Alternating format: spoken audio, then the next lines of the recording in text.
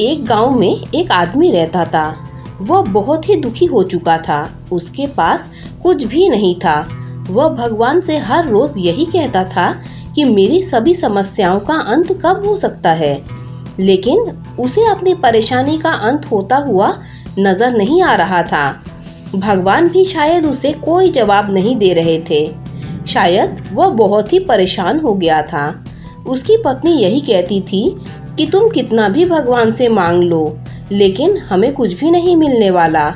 हमारा जीवन मुसीबतों से भरा है और यहाँ पर हमेशा मुसीबत भरी रहेगी।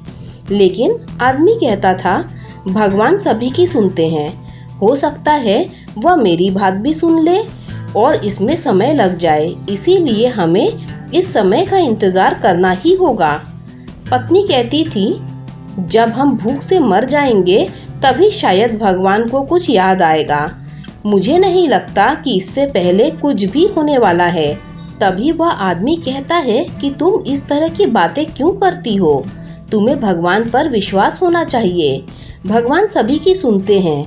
यह हो सकता है कि वह सब कुछ देरी से सुने, लेकिन वह जरूर सुनेंगे। मुझे उन पर बहुत भरोसा है। वह आदमी सभी बातें कहकर चला जाता है। वह हर रोज जंगल में जाता था और वहां से तरह तरह के फूल लेकर मालाएं बनाया करता था। उन मालाओं को बेचकर ही वह अपना घर चला रहा था, लेकिन उसका घर चल नहीं रहा था।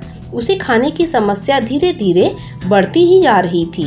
वह आदमी सभी मालाओं को लेकर मंदिर जा रहा था। तभी रास्ते में उसकी मुलाकात एक साधु बाबा से होती है। साधु बाबा कहते हैं कि यह माला तुम बेचने जा रहे हो? आदमी कहता है कि मैं मंदिर के पास में ही यह माला बेचता हूँ। साधु बाबा कहने लगे कि मुझे भी एक माला चाहिए। अगर तुम्हें ऐतराज न हो तो मुझे एक माला दे सकते हो?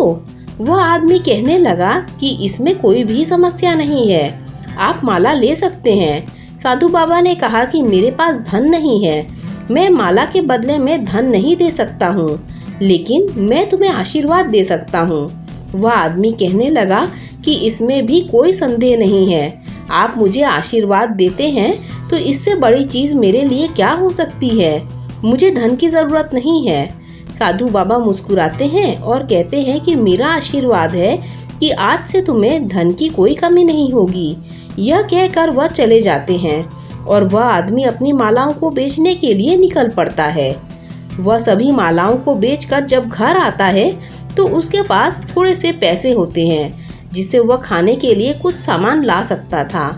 पत्नी कहती है कि आज भी कुछ नहीं होने वाला और कल भी कुछ नहीं होगा, क्योंकि मुझे तो यकीन है कि हमारा कुछ भी नहीं हो सकता है। वह आदमी कहता है कि एक साधु महाराज जी मिले थे। उन्होंने मुझसे कहा है कि मुझे अब कोई भी समस्या नहीं होने वाली है। उनका आशीर्वाद मेरे साथ है। पत्नी कहने लगी कि आशीर्वाद से काम नहीं चलता है।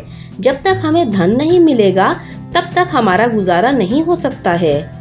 वह आदमी आराम से बैठ जाता है और अपने थैले में देखता है कि कोई माला बची हुई है या नहीं। जैसे ही अपने थैले में हाथ डालता है तो उसे सोने की माला मिलती है, जो कि उसके पास कभी थी ही नहीं। अब वह समझ जाता है कि जिन्होंने उसे आशीर्वाद दिया है शायद भगवान थे, जो हमें आशीर्वाद दे गए कि हमारे पास कभी भी कोई भी धन की कमी नहीं होगी। वह अपनी पत्नी को दिखाता है और कहता है कि आज भगवान मुझसे मिलने आए थे और हमें आशीर्वाद में इतना सारा सोना दिया है कि जिंदगी भर हमें खाने की समस्या नहीं होने वाली है। पत्नी इस बात को समझ जाती है कि भगवान हमेशा सुनते जरूर हैं, चाहे उसमें कितनी भी देरी हो जाए। इसीलिए दोस्तों, यह कहानी हमें यह बताती है कि हमें भगवान पर विश्वास होना चाहिए। भगवान पर विश्वास है तो हमारे रास्ते हमेशा खुलते नजर आते हैं। दोस्तों, अगर आपको ये कहानी अच्छी लगी हो तो लाइक, शेयर, सब्सक्राइब कीजिए। Thanks for watching this video.